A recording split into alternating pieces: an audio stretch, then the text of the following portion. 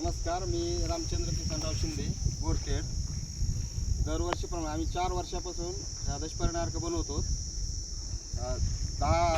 10 वनस्पतीचा मिळून हा दशपर्णी अर्क तयार होतो.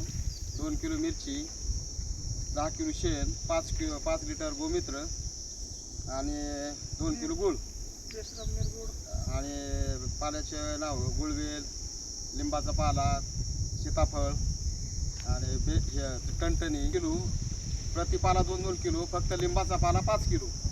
या प्रमाणात आपण ते तयार करतो. 170 लिटर पाणी वापरतो 200 लिटरच्या ड्रममध्ये. आणि अशा तऱ्हेने 4 वर्षापासून आपण हा दशपर्णी अर्क वापरतो.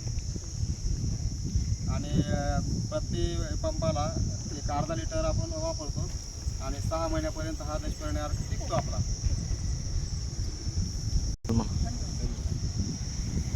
धन्यवाद.